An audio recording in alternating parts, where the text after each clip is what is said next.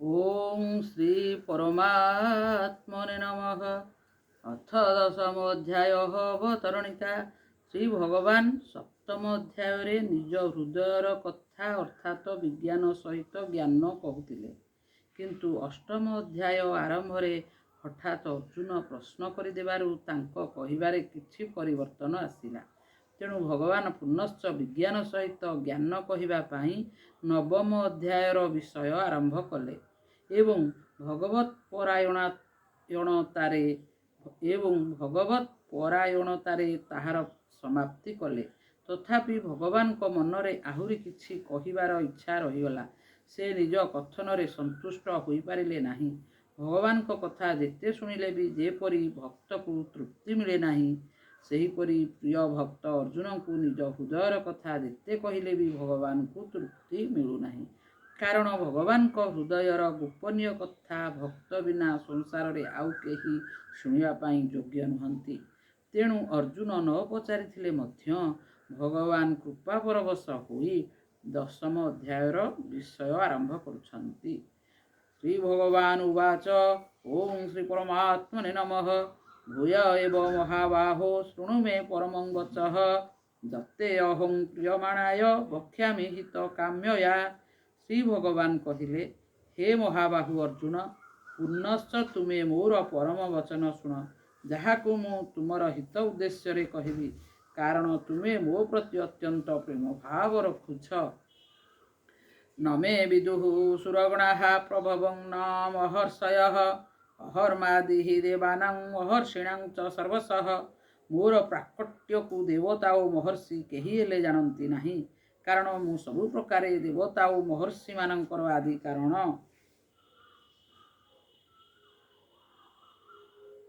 गुरुजन तांको श्रद्धालु शिष्य को अत्यंत गोपनीय कथा कही दियंती। गूढ़ तत्व न साधु दुराबही, आरत अधिकारी कहीं पाबही। भगवान अर्जुन कहले ताहाकु ठीक सेहीपरि आउ थरे कहिबा मो हातर कथा नुहे। सेतेबेले जोगन्मुक्त होई मु परमात्मा तत्वर वर्णना करथिली। जो माम जम नादिं च वेत्ति लोकमहेश्वरम्, असमूढ़ः समर्थेषु सर्वपापै प्रमुच्यते। जो मनुष्य मोते अज अनादि ओ समस्त लोकर महान ईश्वर बोली जाने अर्थात दृढ़ भावे मानि निए, से मनुष्य मानक मध्यरे ज्ञानवान एवं से समस्त पापरु मुक्त हो जाए। बुद्धिज्ञानमसमूहः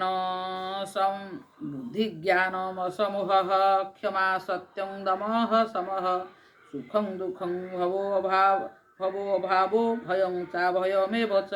अहिंसा समता तुष्टिस्तपोदानं दशोदशः, भवन्ति भावाभूतानां मत एव पृथक् विधाः।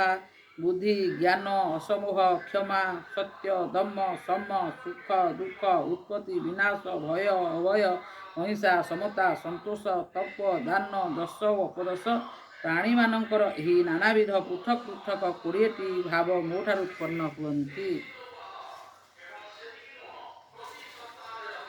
महर्षयः सप्त पूर्वे चत्वारो मनवस्तथा, मद्भावा मनसा जाता जेषां लोक इमाः प्रजाः।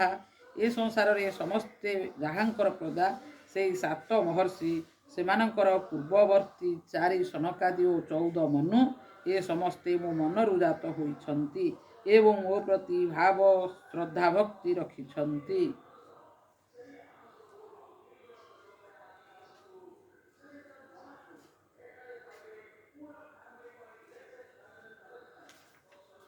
एतं विभूतिं योगं च मम जो वेत्ति तत्त्वतः, सो अविकम्पेन योगेन युज्यते नात्र संशयः। जो मनुष्य मोर एही विभूति और जोग सामर्थ्य को तत्त्वतः जाने अर्थात दृढ़ भावे निसंदेह माने, से अविचल भक्ति जोगरे युक्त हो जाए, एथिरे तिले मात्र संदेह नाही। अहं सर्वस्यर्वभवो मतः सर्वं प्रवर्तते, इति मत्वा भजन्ते मां बुधा भाव समन्विताः। मु सारा संसार प्रभव मूल कारण, मोठारु सारा संसार प्रभुत हेउअछि बोली मने करी मोठारे श्रद्धा प्रेम रखुथिबा बुद्धिमान भक्त मोर भजन करन्ति, सर्वभावरे मोर शरणापन्न हुअन्ति। मच्चित्ता मद्गत प्राणा बोधयन्तः परस्परं, କଥୟନ୍ତଶ୍ଚ ମାଂ ନିତ୍ୟଂ ତୁଷ୍ୟନ୍ତି च ରମନ୍ତି च ମଦ୍ଗତ ଚିତ୍ତ ମଦ୍ଗତ ପ୍ରାଣ ଭକ୍ତଜନ ମୋର ଗୁଣ ପ୍ରଭାବ ଇତ୍ୟାଦି ପରସ୍ପରକୁ ଜଣାଇ ଓ ତତ୍ସମ୍ବନ୍ଧୀୟ ଆଲୋଚନା କରି ନିରନ୍ତର ସନ୍ତୁଷ୍ଟ ରହନ୍ତି ଓ ମୋତେ ପ୍ରେମ କରନ୍ତି। ସାର ତତ୍ତ୍ୱଧାରୀ ପୁରୁଷଙ୍କର ସ୍ୱଭାବ ହେଲା ତାଙ୍କର ବାଣୀ କର୍ଣ୍ଣ ଓ ଅନ୍ତଃକରଣ ଭଗବାନଙ୍କ ଲୀଳା ଗାୟନ ଶ୍ରବଣ ଓ ଚିନ୍ତନରେ ମଜି ରହେ। କାମୁକ ପୁରୁଷଙ୍କୁ ନାରୀ ଚର୍ଚ୍ଚାରେ ନୂତନତ୍ୱ ଜଣାପଡ଼ିଲା ପରି ଭକ୍ତମାନଙ୍କୁ ଭଗବାନଙ୍କ ଲୀଳାରେ ଓ କଥାରେ ନିତ୍ୟ ନବୀନତ୍ୱ ଅନୁଭବ ହୁଏ। ତେଷାଂ ସତତ ଯୁକ୍ତାନାଂ ଭଜତାଂ ପ୍ରୀତିପୂର୍ବକଂ ଦଦାମି ବୁଦ୍ଧି ଯୋଗଂ ତଂ ଯେନ ମାମୁପଜାନ୍ତି ତେ। ମୋଠାରେ ସର୍ବଦା ଯୁକ୍ତ ଏବଂ ପ୍ରେମ ପୂର୍ବକ ମୋ ଭଜନରେ ରତ ସେହି ପୂର୍ବ ଶ୍ଲୋକରେ ବର୍ଣ୍ଣିତ ଭକ୍ତମାନଙ୍କୁ ମୁଁ ସେହି ବୁଦ୍ଧି ଯୋଗ ପ୍ରଦାନ କରେ ଯଦ୍ୱାରା ସେମାନେ ମୋତେ ପ୍ରାପ୍ତ ହୁଅନ୍ତି। ନିଜକୁ ମୋତେ ଅର୍ପଣ କରିଥିବା ଭକ୍ତ ମୋତେ ଛାଡ଼ି ବ୍ରହ୍ମାପଦ ଇନ୍ଦ୍ରପଦ ଓ ଭୂମଣ୍ଡଳର ରାଜ୍ୟ ପାତାଳାଦି ଲୋକର ରାଜ୍ୟଯୋଗର ସମସ୍ତ ସିଦ୍ଧି ଓ ମୋକ୍ଷ ମଧ୍ୟ ଚାହେଁ ନାହିଁ।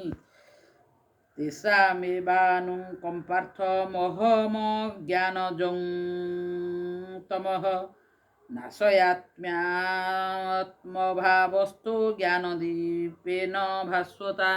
ସେହି ଭକ୍ତମାନଙ୍କ ପ୍ରତି କୃପା କରିବା ପାଇଁ ସେମାନଙ୍କ ସ୍ୱରୂପରେ ସ୍ଥିତ ମୁଁ ସେମାନଙ୍କ ଅଜ୍ଞାନଜନିତ ଅନ୍ଧକାରକୁ ଦେଦୀପ୍ୟମାନ ଜ୍ଞାନଦୀପ ଦ୍ୱାରା ନଷ୍ଟ କରିଦିଏ। କେବଳ ମୋ ସ୍ୱଭାବ ବ୍ୟତୀତ ସାଲୋକ୍ୟ ସାଷ୍ଠୀ ସାମୀପ୍ୟ ସାରୂପ୍ୟ ଓ ସାଯୁଜ୍ୟ ଏହି ପାଞ୍ଚ ପ୍ରକାର ମୁକ୍ତି ଦେଲେ ବି ମୋର ପ୍ରେମୀ ଭକ୍ତଗଣ ଗ୍ରହଣ କରନ୍ତି ନାହିଁ। ସାଲୋକ୍ୟ ସାଷ୍ଠୀ ସମୀପ୍ୟ ସାରୂପ୍ୟକତ୍ୱମପ୍ୟୁତ ଦୀୟମାନଂ ନ ଗୃହଣନ୍ତି ବିନା ମତ ସେବନଂ ଜନାଃ। ଶ୍ରୀମଦ୍ ଭାଗବତ।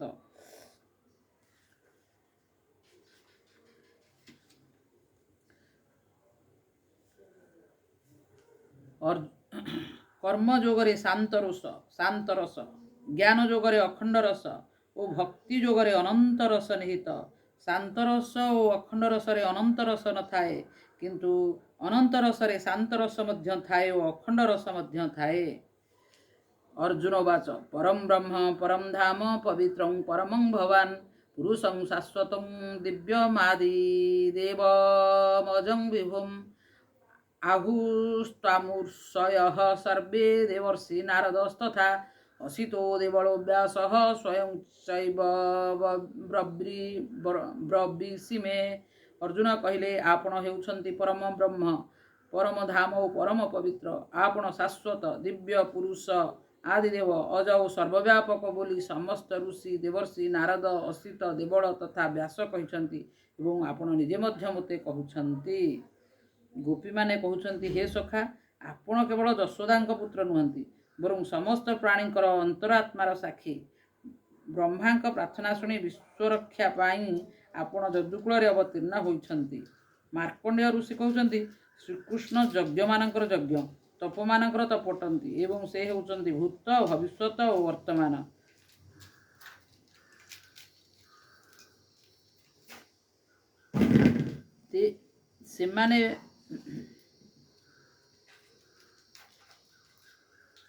ସେମାନେ ବେଦାଧ୍ୟୟନ ତେନାଧୀତ ଶ୍ରୁତିଗଣା ନୋପାସିତ ମହତମାଃ ଅବ୍ରତାତପ୍ତ ତପସଃ ସତ୍ସଙ୍ଗା ନାମ୍ନୋପାଗତାଃ। ଶ୍ରୀମଦ୍ ଭାଗବତ। ସେମାନେ ବେଦାଧ୍ୟୟନ କରିନଥିଲେ କିମ୍ବା ବିଧିପୂର୍ବକ ମହାପୁରୁଷଙ୍କର ଉପାସନା କରିନଥିଲେ। ସେମାନେ କୁଚ୍ଛ ଚାନ୍ଦ୍ରାୟଣାଦି କୌଣସି ବ୍ରତ ବା ତପସ୍ୟା ମଧ୍ୟ କରିନଥିଲେ। କେବଳ ସତ୍ସଙ୍ଗ ପ୍ରେମ ପ୍ରଭାବରେ ସେମାନେ ମୋତେ ପ୍ରାପ୍ତ ହେଲେ। ସର୍ବମେତଦୃତଂ ମନ୍ୟେ ଜନ୍ମାଂ ବଦସି କେଶବ नहि ते ଭଗବନ୍ ବ୍ୟକ୍ତିଂ ବିଦୁର୍ଦେବା ନ ଦାନବାଃ। ହେ କେଶବ, ମୋତେ ଆପଣ ଯାହା କିଛି କହୁଛନ୍ତି ସେସବୁକୁ ମୁଁ ସତ୍ୟ ମନେ କରୁଛି। ହେ ଭଗବାନ, ଆପଣ ପ୍ରକଟ ହେବା ବିଷୟ ଦେବତା ବା ଦାନବ କେହି ହେଲେ ଜାଣନ୍ତି ନାହିଁ। ଭଗବାନ ସନକ କୁମାର ପ୍ରଭୃତି କହିଛନ୍ତି, ଏହାଙ୍କ ମସ୍ତକରେ ଆପଣ ଏହାଙ୍କ ମସ୍ତକରେ ଆକାଶ ଓ ବାହୁମାନଙ୍କର ପୃଥିବୀ ବ୍ୟାପ୍ତ ହୋଇଛି। ତ୍ରିଲୋକ ଏହାଙ୍କ ଉଦରରେ ସ୍ଥିତ। ଏ ହେଉଛନ୍ତି ସନାତନ ପୁରୁଷ। ତପ ଦ୍ୱାରା ଅନ୍ତଃକରଣ ଶୁଦ୍ଧ ହେଲା ପରେ ସାଧକ ଏହାଙ୍କୁ ଜାଣିପାରେ। ଆତ୍ମସାକ୍ଷାତକାର ହେତୁ ତୃପ୍ତ ଋଷିମାନଙ୍କ ଦୃଷ୍ଟିରେ ଏ ପରମୋତ୍କୃଷ୍ଟ। ଯୁଦ୍ଧରେ ପଛଘୁଞ୍ଚା ନ ଦେଉଥିବା ଉଦାର ରାଜସୀମାନଙ୍କର ମଧ୍ୟ ଏ ପରମଗତି ଅଟନ୍ତି। ଦେବର୍ଷି ନାରଦ କହୁଛନ୍ତି, ଭଗବାନ ଶ୍ରୀକୃଷ୍ଣ ସମସ୍ତ ଲୋକର ସ୍ରଷ୍ଟା ଏବଂ ସମସ୍ତ ଭାବର ଜ୍ଞାତା। ଏ ହେଉଛନ୍ତି ସାଧ୍ୟ ଓ ଦେବଗଣଙ୍କର ଅଧୀଶ୍ୱର। ଅସିତ ଓ ଦେବଳ ଋଷି କହିଛନ୍ତି, ପ୍ରଜାଙ୍କ ସୃଷ୍ଟିରେ ଭଗବାନ ଶ୍ରୀକୃଷ୍ଣ ହିଁ ପ୍ରଜାପତି ଓ ସମସ୍ତ ଲୋକର ରଚୟିତା। ମହର୍ଷି ବ୍ୟାସଦେବ କହିଛନ୍ତି, ଆପଣ ବସୁମାନଙ୍କର ବାସୁଦେବ, ଇନ୍ଦ୍ରଙ୍କର ଇନ୍ଦ୍ରତ୍ୱ ପ୍ରଦାନକାରୀ ଏବଂ ଦେବତାମାନଙ୍କର ମଧ୍ୟ ପରମ ଦେବତା ଅଟନ୍ତି। ସ୍ୱୟଂ ବେତତ୍ୱଂ ପୁରୁଷୋତ୍ତମ ଭୂତ ଭାବନ ଭୂତେଶ ଦେବ ଦେବ ଜଗତ୍ପତେ। ହେ ଭୂତ ଭାବନ, ହେ ଭୂତେଶ, ହେ ଦେବ ଦେବ, ହେ ଜଗତପତି, ହେ ପୁରୁଷୋତ୍ତମ, ଆପଣ ନିଜେ ହିଁ ନିଜ ଦ୍ୱାରା ନିଜକୁ ଜାଣନ୍ତି। ବକ୍ତୃ ମହର୍ଷ ଶେଷେଣ ଦିବ୍ୟାତ୍ମ ବିଭୂତୟଃ ଜାବିର୍ବିଭୂତିଭିଃ ଲୋକାନି ମାସ୍ତ୍ୱଂ ବ୍ୟାପ୍ୟ ତିଷ୍ଠସି। ତେଣୁ ଯେଉଁ ବିଭୂତିମାନଙ୍କ ଦ୍ୱାରା ଆପଣ ଏହି ସମଗ୍ର ଲୋକକୁ ବ୍ୟାପ୍ତ କରି ସ୍ଥିତ ହୋଇଛନ୍ତି, ନିଜର ସେହି ଦିବ୍ୟ ବିଭୂତିଗୁଡ଼ିକୁ ପୂର୍ଣ୍ଣ ରୂପେ ବର୍ଣ୍ଣନା କରିବାରେ ଆପଣ ହିଁ ସମର୍ଥ। କଥଂ ବିଦ୍ୟାମହଂ ଯୋଗୀଷ୍ଠଂ ସଦା ପରିଚିନ୍ତୟନ୍ କେଷୁ କେଷୁ च ଭାବେଷୁ ଚିନ୍ତୟସି ଭଗବନ୍ମୟା। ହେ ଯୋଗ, ନିରନ୍ତର ସମ୍ୟକ ଭାବେ ଚିନ୍ତନ କରି ମୁଁ ଆପଣଙ୍କୁ କିପରି ଜାଣିବି ଏବଂ ହେ ଭଗବାନ, କେଉଁ କେଉଁ ଭାବରେ ଆପଣ ମୋ ଦ୍ୱାରା ଚିନ୍ତନୀୟ ହେବେ, ଅର୍ଥାତ୍ କେଉଁ କେଉଁ ଭାବରେ ମୁଁ ଆପଣଙ୍କୁ ଚିନ୍ତନ କରିବି। ବିସ୍ତରେଣାତ୍ମନୋ ଯୋଗଂ ବିଭୂତିଂ ଚ ଜନାର୍ଦ୍ଦନ ଭୂୟଃ କଥୟ ତୃପ୍ତିଃ ଶୃଣୁତ୍ୱ ନାସ୍ତି ମେ ଅମୃତମ୍। ହେ ଜନାର୍ଦ୍ଦନ, ଆପଣ ନିଜର ଯୋଗ ସାମର୍ଥ୍ୟ ଓ ବିଭୂତିମାନଙ୍କୁ ପୁନଶ୍ଚ ବିସ୍ତାର କରି କହନ୍ତୁ, କାରଣ ଆପଣଙ୍କର ଅମୃତମୟ ବଚନ ଯେତେ ଶୁଣିଲେ ବି ମୋତେ ତୃପ୍ତି ମିଳୁନାହିଁ।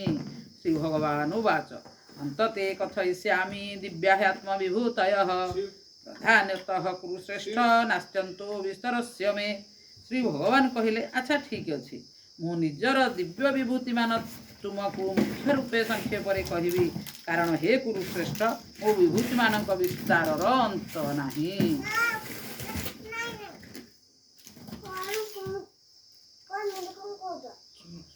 ଶବ୍ଦ ହେଉଛି କାନର ବିଷୟ।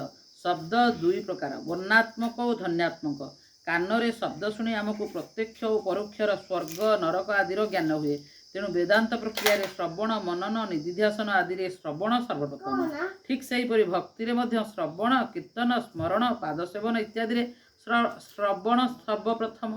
ଆମକୁ କାନ ଦ୍ୱାରା ଶାସ୍ତ୍ର ବର୍ଣ୍ଣିତ ପରମାତ୍ମ ତତ୍ତ୍ୱର ଜ୍ଞାନ ପରୋକ୍ଷ ଜ୍ଞାନ ହୁଏ, ଅର୍ଥାତ୍ ଶ୍ରବଣ କରି ତଦନୁସାରେ ଆଚରଣ, ସ୍ୱୀକାର ଓ ଅନୁଭବ କଲେ ଆମେ ସେହି ପରମାତ୍ମ ତତ୍ତ୍ୱକୁ ସାକ୍ଷାତ କରିପାରିବା। ଶବ୍ଦରେ ଅଚିନ୍ତ୍ୟ ଶକ୍ତି ରହିଛି। ମନୁଷ୍ୟ ଶବ୍ଦ ଶକ୍ତିରଚିନ୍ତ୍ୟସ୍ତାଚ୍ଛବ୍ଦାଦେବା ପରୋକ୍ଷଧୀଃ ପ୍ରସୁପ୍ତଃ ପୁରୁଷೋ ଯଦବଚ୍ଛଦେନୈଂ ଭାବ ବୁଧ୍ୟତେ ସଦାଚାରାନୁସନ୍ଧାନମ୍। ମନୁଷ୍ୟ ନିଦ୍ରା ଗଲେ ଇନ୍ଦ୍ରିୟମାନେ ସଂକୁଚିତ ହୋଇ ମନରେ, ମନ ସଂକୁଚିତ ହୋଇ ବୁଦ୍ଧିରେ ଓ ବୁଦ୍ଧି ସଂକୁଚିତ ହୋଇ ଅଜ୍ଞାନରେ, ଅବିଦ୍ୟାରେ ଲୀନ ହୋଇଯାଆନ୍ତି। ଏପରି ନିଦ୍ରାବସ୍ଥାରେ ଇନ୍ଦ୍ରିୟମାନେ ଲୀନ ଥିଲେ ମଧ୍ୟ ସୁପ୍ତ ବ୍ୟକ୍ତିର ନାମ ଧରି ଡାକିଲେ ସେ ଉଠିପଡ଼େ। ଶବ୍ଦରେ ଏତେ ଶକ୍ତି ଅଛି ଯେ ତାହା ଅବିଦ୍ୟାଲୀନ ବ୍ୟକ୍ତିକୁ ମଧ୍ୟ ଜାଗ୍ରତ କରିଦିଏ। ତେଣୁ ଶବ୍ଦରେ ଅଚିନ୍ତ୍ୟ ଶକ୍ତି ନିହିତ। ଦୃଷ୍ଟି କେବଳ ପଦାର୍ଥ ପର୍ଯ୍ୟନ୍ତ ସୀମିତ, କିନ୍ତୁ ଶବ୍ଦ କେବଳ କର୍ଣ୍ଣ ପର୍ଯ୍ୟନ୍ତ ନୁହେଁ, ବରଂ ତାହା ସ୍ୱୟଂ ପର୍ଯ୍ୟନ୍ତ ଚାଲିଯାଏ। ନେତ୍ରରେ ରୂପ ଦେଖାଯାଏ। ଯେପରି ଦର୍ପଣରେ ଦେଖିଲା ବେଳେ କାଚ ମଧ୍ୟକୁ ରୂପ ଚାଲିଗଲେ ସେଥିରେ ମୁଖ ଦେଖାଯାଏ, ସେହିପରି ଆଖିର ଦର୍ପଣ ମଧ୍ୟକୁ କୌଣସି ପଦାର୍ଥର ରୂପ ଚାଲିଗଲେ ତାହା ଦେଖାଯାଏ। ଆଖିର ଗୋଟିଏ ବିଶେଷ ଶକ୍ତି ଅଛି ଯେ ସେ ଗୋଟିଏ ରୂପ ଧରି ରଖି ଅନ୍ୟଟିକୁ ମଧ୍ୟ ଦେଖିପାରେ। ଏହି କାରଣରୁ ବିଜୁଳି ପଙ୍ଖାର ତିନୋଟି ପାତିଆ ଭିନ୍ନ ଭିନ୍ନ ହୋଇଥିଲେ ବି ଘୂର୍ଣ୍ଣାୟମାନ ଅବସ୍ଥାରେ ଆଖିକୁ ଅଲଗା ଅଲଗା ଦେଖା ନଯାଇ ଗୋଟିଏ ଚକ୍ର ପରି ଦେଖାଯାଏ। ଏହିପରି ଶକ୍ତି ଥାଇ ମଧ୍ୟ କର୍ଣ୍ଣର ଶକ୍ତିଠାରୁ ନେତ୍ରର ଶକ୍ତି ଅଧିକ ନୁହେଁ। ଇନ୍ଦ୍ରିୟଗଣ କେବଳ ନିଜ ନିଜ ବିଷୟକୁ ହିଁ ଧରିପାରନ୍ତି, ପରମାତ୍ମ ତତ୍ତ୍ୱକୁ ଧରିପାରନ୍ତି ନାହିଁ, କାରଣ ପରମାତ୍ମ ତତ୍ତ୍ୱ ଇନ୍ଦ୍ରିୟମାନଙ୍କର ବିଷୟ ନୁହେଁ। ପରମାତ୍ମ ତତ୍ତ୍ୱ ସ୍ୱୟଂର ବିଷୟ, ଅର୍ଥାତ୍ ତାହା ସ୍ୱୟଂ ଦ୍ୱାରା ଅନୁଭୂତ ଜ୍ଞାନ ହୁଏ। ତେଣୁ ଏହି ଅଧ୍ୟାୟରେ ଅର୍ଜୁନ କହିଛନ୍ତି ଆପଣ ନିଜ ଦ୍ୱାରା ନିଜକୁ ଜାଣନ୍ତି ସ୍ୱୟଂ ଏବା ଆତ୍ମନା ଆତ୍ମାନଂ ବେତତ୍ୱମ୍। ଦ୍ୱିତୀୟ ଅଧ୍ୟାୟରେ ଭଗବାନ କହିଲେ ଯେ ସମସ୍ତ ମନୋଗତ କାମନା ପରିତ୍ୟାଗ କଲେ ମନୁଷ୍ୟ ନିଜ ଦ୍ୱାରା ନିଜେ ଆତ୍ମସନ୍ତୋଷ ଲାଭ କରେ। ପ୍ରଜାହାତି ଯଦା କାମାନ ସର୍ବାନ୍ ପାର୍ଥ ମନୋଗତାନ୍ ଆତ୍ମନିବାତ୍ମନା ତୁଷ୍ଟଃ। ତାତ୍ପର୍ଯ୍ୟ ହେଲା ପରମାତ୍ମ ତତ୍ତ୍ୱର ଜ୍ଞାନ କରଣ ନିରପେକ୍ଷ। ସେହି ଜ୍ଞାନକୁ ଚକ୍ଷୁ ଧରିପାରେ ନାହିଁ କିନ୍ତୁ କର୍ଣ୍ଣ ଶବ୍ଦ ଗ୍ରହଣ କରି ସ୍ୱୟଂ ନିକଟରେ ପହଞ୍ଚାଇ ଦିଏ। ଅହମାତ୍ମା ଗୁଡ଼ାକେଶ ସର୍ବଭୂତାଶୟ ସ୍ଥିତଃ ଅହମାଦିଶ୍ଚ ମଧ୍ୟଂ ଚ ଭୂତାନାମନ୍ତ ଏବ ଚ। ହେ ନିଦ୍ରାଜୟୀ ଅର୍ଜୁନ, ସମସ୍ତ ପ୍ରାଣୀଙ୍କ ଆଦି ମଧ୍ୟ ତଥା ଅନ୍ତରେ ମୁଁ ହିଁ ସ୍ଥିତ ଏବଂ ପ୍ରାଣୀମାନଙ୍କର ଅନ୍ତଃକରଣର ହୃଦୟରେ ସ୍ଥିତ ଆତ୍ମା ମଧ୍ୟ ମୁଁ। ଆଦିତ୍ୟାନାମହଂ ବିଷ୍ଣୁ ଜ୍ୟୋତିର୍ଷାରବିରଂଶୁମାନ୍ ମରିଚିନ୍ମରୁତାମସ୍ମି ନକ୍ଷତ୍ରାଣାମହଂ ଶଶୀ। ମୁଁ ଅଦିତିଙ୍କ ପୁତ୍ରମାନଙ୍କ ମଧ୍ୟରେ ବିଷ୍ଣୁ ବା ମନ ଏବଂ ଉଜ୍ଜ୍ୱଳ ବସ୍ତୁମାନଙ୍କ ମଧ୍ୟରେ କିରଣମୟ ସୂର୍ଯ୍ୟ। ମରୁତମାନଙ୍କର ତେଜ ଓ ନକ୍ଷତ୍ରମାନଙ୍କର ଅଧିପତି ଚନ୍ଦ୍ର ହେଉଛି ମୁଁ। ବେଦାନାଂ ସାମବେଦୋମସ୍ମି ଦେବାନାମସ୍ମି ବାସବଃ ଇନ୍ଦ୍ରିୟାଣଂ ମନଶ୍ଚାସ୍ମି ଭୂତାନାମସ୍ମି ଚେତନା। ଏପାଳି ଭଲ ଦେଖାଗଲାରେ ଆଗରୁ ଦେଖାଯାଉନଥିଲା, ଖାଲି ଥତଙ୍ଗେ ହେଉଥିଲି। ମୁଁ ବେଦମାନଙ୍କ ମଧ୍ୟରେ ସାମବେଦ, ଦେବତାମାନଙ୍କ ମଧ୍ୟରେ ଇନ୍ଦ୍ର, ଇନ୍ଦ୍ରମାନଙ୍କ ମଧ୍ୟରେ ମନ ଏବଂ ପ୍ରାଣୀମାନଙ୍କର ଚେତନା ଅଟେ। ରୁଦ୍ରାଣାଂ ଶଙ୍କର ଚାସ୍ମି ବିତେଶୋ ଯକ୍ଷରକ୍ଷସାଂ ବସୁନାଂ ପାବକଶ୍ଚାସ୍ମି ମେରୁଃ ଶିଖରିଣାମହଂ। ରୁଦ୍ରମାନଙ୍କ ମଧ୍ୟରେ ଶଙ୍କର ଓ ଯକ୍ଷରାକ୍ଷସଙ୍କ ମଧ୍ୟରେ କୁବେର ହେଉଛି ମୁଁ। ବସୁମାନଙ୍କ ମଧ୍ୟରେ ପବିତ୍ରକାରୀ ଅଗ୍ନି ଓ ଶିଖର ବିଶିଷ୍ଟ ପର୍ବତମାନଙ୍କ ମଧ୍ୟରେ ସୁମେରୁ ପର୍ବତ ମୁଁ ଅଟେ। ପୁରୋଧସାଂ ଚ ମୁଖ୍ୟଂ ମାଁ ବିଧି ପାର୍ଥ ବୃହସ୍ପତିଂ ସେନାନୀ ନାମହଂ ସ୍କନ୍ଧଃ ସରସାମସ୍ମି ସାଗରଃ। ହେ ପାର୍ଥ, ପୁରୋହିତମାନଙ୍କର ମୁଖ୍ୟ ବୃହସ୍ପତିଙ୍କୁ ମୋର ସ୍ୱରୂପ ବୋଲି ଜାଣ। ମୁଁ ସେନାପତିମାନଙ୍କ ମଧ୍ୟରେ ସ୍କନ୍ଧ ଓ ଜଳାଶୟମାନଙ୍କ ମଧ୍ୟରେ ସମୁଦ୍ର। ମହର୍ଷିଣାଂ ଭୃଗୁରହଂ ଗିରାମସ୍ମେକମକ୍ଷରଂ ଯଜ୍ଞାନାଂ ଜପଯଜ୍ଞୋ ଅସ୍ମି ସ୍ଥାବରାଣାଂ ହିମାଳୟଃ। ମୁଁ ମହର୍ଷିମାନଙ୍କ ମଧ୍ୟରେ ଭୃଗୁ, ବାଣୀ ଶବ୍ଦମାନଙ୍କ ମଧ୍ୟରେ ଏକାକ୍ଷର ଅର୍ଥାତ୍ ପ୍ରଣବ, ସମସ୍ତ ଯଜ୍ଞ ମଧ୍ୟରେ ଜପଯଜ୍ଞ ଓ ସ୍ଥାବରମାନଙ୍କ ମଧ୍ୟରେ ହିମାଳୟ ହେଉଛି ମୁଁ। ଅଶ୍ୱସ୍ତଥଃ ସର୍ବବୃକ୍ଷାଣାଂ ଦେବର୍ଷିଣାଂ ଚ ନାରଦଃ ଗନ୍ଧର୍ବାଣାଂ ଚିତ୍ରରଥଃ ସିଦ୍ଧ୍ୟାନାଂ କପିଳୋ ମୁନିଃ। ମୁଁ ବୃକ୍ଷମାନଙ୍କ ମଧ୍ୟରେ ଅଶ୍ୱତଥ୍ ବୃକ୍ଷ, ଦେବର୍ଷିମାନଙ୍କ ମଧ୍ୟରେ ନାରଦ, ଗନ୍ଧର୍ବମାନଙ୍କ ମଧ୍ୟରେ ଚିତ୍ରରଥ ଓ ସିଦ୍ଧ୍ୟମାନଙ୍କ ମଧ୍ୟରେ କପିଳ ମୁନି। ଉଚ୍ଚୈଃଶ୍ରବସମସ୍ୱାନାଂ ବିଧି ମାମମୃତୋଦ୍ଭବଂ ଐରାବତଂ ଗଜେନ୍ଦ୍ରାଣାଂ ନରାଣାଂ ଚ ନରାଧିପମ୍। ଅଶ୍ୱମାନଙ୍କ ମଧ୍ୟରେ ଅମୃତ ସହିତ ସମୁଦ୍ରରୁ ବାହାରିଥିବା ଉଚ୍ଚୈଃଶ୍ରବା ନାମକ ଅଶ୍ୱକୁ, ଶ୍ରେଷ୍ଠ ହସ୍ତୀମାନଙ୍କ ମଧ୍ୟରେ ଐରାବତ ନାମକ ହସ୍ତୀକୁ ଏବଂ ମନୁଷ୍ୟମାନଙ୍କ ମଧ୍ୟରେ ରାଜାଙ୍କୁ ମୋର ବିଭୂତି ବୋଲି ଜାଣ। ଆୟୁର୍ଧାନାମହଂ ବଜ୍ରଂ ଧେନୂନାମସ୍ମି କାମଧୁକ୍ ପ୍ରଜନଶ୍ଚାସ୍ମି କନ୍ଦର୍ପଃ ସର୍ପଣାମସ୍ମି ବାସୁକିଃ। ମୁଁ ଆୟୁଧମାନଙ୍କ ମଧ୍ୟରେ ବଜ୍ର ଓ ଧେନୁମାନଙ୍କ ମଧ୍ୟରେ କାମଧେନୁ, ସନ୍ତାନ ଉତ୍ପତ୍ତିର କାରଣ କାମଦେବ ଓ ସର୍ପମାନଙ୍କ ମଧ୍ୟରେ ବାସୁକି ହେଉଛି ମୁଁ।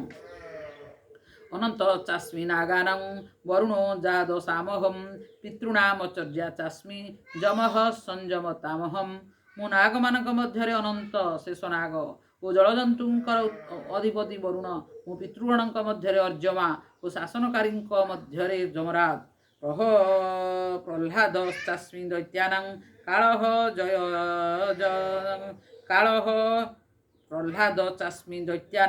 କାଳଃ କଳୟତାମହଂ ମୃଗାଣାଂ ଚ ମୃଗେନ୍ଦ୍ରୋऽହଂ ବୈନତେୟଶ୍ଚ ପକ୍ଷିଣାଂ। ମୁଁ ଦୈତ୍ୟମାନଙ୍କ ମଧ୍ୟରେ ପ୍ରହ୍ଲାଦ ଏବଂ ଗଣନାକାରୀମାନଙ୍କ ମଧ୍ୟରେ କାଳ ତଥା ମୁଁ ପଶୁମାନଙ୍କ ମଧ୍ୟରେ ସିଂହ ଓ ପକ୍ଷୀମାନଙ୍କ ମଧ୍ୟରେ ଗରୁଡ଼। ପବନଃ ପବତାମସ୍ମି ରାମଃ ଶସ୍ତ୍ରଭୃତାମହଂ ଯଶାଣାଂ ମକର ଚାସ୍ମି ସ୍ରୋତସାମସ୍ମି ଜାହ୍ନବୀ। ମୁଁ ପବିତ୍ରକାରୀଙ୍କ ମଧ୍ୟରେ ବାୟୁ ଓ ଶସ୍ତ୍ରଧାରୀମାନଙ୍କ ମଧ୍ୟରେ ରାମ, ଜଳଜନ୍ତୁଙ୍କ ମଧ୍ୟରେ ମୁଁ ମଗର ଓ ନଦୀମାନଙ୍କ ମଧ୍ୟରେ ମୁଁ ହେଉଛି ଗଙ୍ଗା। ସ୍ୱର୍ଗାଣାମାଦିରନ୍ତଶ୍ଚ ମଧ୍ୟଂ ଚୈବାହମର୍ଜୁନ ଅଧ୍ୟାତ୍ମ ବିଦ୍ୟାନାଂ ବାଦଃ ପ୍ରବଦତାମହଂ। हे अर्जुन समस्त स्वर्गर आदि मध्य अंतरे मु ही विराजमान विद्यामानक मध्यरे अध्यात्म विद्या ब्रह्म विद्या एवं परस्पर शास्त्रकारी मानकर तत्व निर्णायक बाद हेउछि मु अक्षराणाम अकार सुरोस्मि द्वन्द्व सामासिकस्य च अहमेवाख्य कालो धाताहं विश्वतोमुख मु अक्षर मानक मध्यरे अकार एवं समास मानक मध्यरे द्वंद्व समास अक्षय काल अर्थात कालर भी महाकाल तथा सर्वदिगे मुख विशिष्ट धाता समस्तंकर धारण पोषणकारी मध्य मु मृत्यु सर्वहरणा मृत्यु सर्वहरश्चाह उद्भवश्च भविष्यतां कीर्ति श्रीवाक्च नारीणं स्मृतिमेधा धृति क्षमा मु समस्तंकर हरणकारी मृत्यु ओ भविष्यतर उद्भव मु तथा नारी जाति कीर्ति श्री वाक् स्मृति मेधा धृति और क्षमा मध्य मु गृहस्थाम तथा सामनां गायत्री छंद सामहम मासानं मार्गशीर्षो अह ऋतूनां कुसुमाकरः मु गान योग्य श्रुति मानक मध्यरे बृहत्साम एवं छंद मानक मध्यरे गायत्री छंद मु 12 मास मध्यरे मार्गशीर 6 ऋतु मध्यरे वसंत द्युतं छलयतामस्मि तेजस्तेजसीनामहं जयो अस्मि व्यवसायो अस्मि सत्वं सत्त्ववतामहं छलना मध्यरे कुआ एवं तेजस्वी मानक मध्यरे तेज मु विजय मानकर विजय निश्चयकारींकर निश्चय और सात्विक मनुष्यंकर सात्विक भाव हेउछि मु ऋषीणां वासुदेव अस्मि पांडवानां धनंजयः मुनीनामप्यहं व्यासः कवीनामुसना कविः वृष्णिवंशी मानक मध्यरे वसुदेव सुत श्रीकृष्ण और पांडवों मध्यरे धनंजय मुनिमानक मध्यरे वेदव्यास और कविमानक मध्यरे कवि शुक्राचार्य मध्यमु दंडो दमयतामस्मि नीतिरस्मि जिगीषतां मौनं चैवास्मि गुह्यानां ज्ञानं ज्ञानवतामहं मु दमनकारींकर दंड नीति एवं विजयकांक्षी मानकर नीति गोपनीय भाव गुड़िक मध्यरे मौन एवं ज्ञानवान मानकर ज्ञान मध्यमु जचापि सर्वभूतानां बीजं तदहमर्जुन न तदस्ति विना यच्छान्मया भूतं चराचरम् हे अर्जुन मु समस्त प्राणींकर बीज कारण मो बिना कौन चराचर प्राणी नाही अर्थात चर ओ चर सब किछि मु नान्तो अस्ति मम दिव्यानां विभूतीनां परन्तप एष तुदे सतः प्रोक्तो विवृत्ते विस्तरो मयाः नान्तो अस्ति मम दिव्यानां विभूतीनां परन्तप एष तुदे सतः प्रोक्तो विभूते विस्तरो मया हे परंतप अर्जुन मो दिव्य विभूति मानकर अंत नाही मु तुम आगरे निजर ए जो विभूति मान वर्णना कली यह केवल संक्षेप मात्र जज्जद विभूति मत्सत्वं श्रीमद्दुर्जितमेव वा तत्देवावगच्छतं मम तेजो असंभवम् जेते सब ऐश्वर्ययुक्त शोभायुक्त और बलयुक्त प्राणी और पदार्थ छंती से सब को तुम्हें मोर तेज जोग अर्थात सामर्थ्यर अंशर उत्पन्न होइछंती बोली बुझ अथवा बहुनेतेन किंज्ञातेन तवार्जुन विष्ठभ्याहमिदं कृष्ण मेकांशेन स्थितो जगत अथवा हे अर्जुन यही परि बहुत कथा जानिबारे तुमर की प्रयोजन मु निजे मोर कौन से एक अंशरे समग्र जगत को व्याप्त कर स्थित अर्थात अनंत ब्रह्मांड मोर एक अर्थात अनंत ब्रह्मांड मोर कौन सी एक अंशरे स्थित ओम तत्सदिति श्रीमद्भगवत गीतासु उपनिषत्सु ब्रह्म विद्यायां योग शास्त्रे श्रीकृष्ण अर्जुन संवादे विभूति योग नाम 10 अध्याय यही प्रकार ओम तत्सत यही भगवान नाम उच्चारण पूर्वक ब्रह्म विद्या ओ योग शास्त्रमय श्रीमद्भगवत गीतोपनिषद रूपक श्रीकृष्ण अर्जुन संवाद विभूति योग नामक 10 अध्याय पूर्ण है। ओम श्री परमात्मने नमः। ओम श्री परमात्मने नमः। अथैकादशोऽध्याय अवतरणिका अर्जुनवाच मदनुग्रहाय परमं गुह्यमध्यात्म संगीतम जतो युक्तं वचस्तेन मोहोऽयं विगतो मम। अर्जुन कहिले केवल मो उपरे कृपा करिबा पई आपण अध्यात्म विषयक जो परम गोपनीय वचन कहिले ताहा द्वारा मोर एही मोह नष्ट हो जाय। ओम श्री परमात्मने नमः। ओम हिमस्यापिरणे भंगो मुनेरपि मतिभ्रम यदि सुधं असुधं वा मम दोषने विद्यते। ओम श्री परमात्मने नमः। जगन्नाथ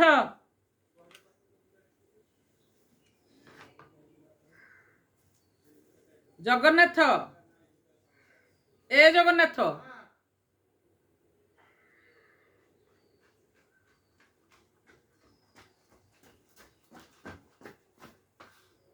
नमस्कार।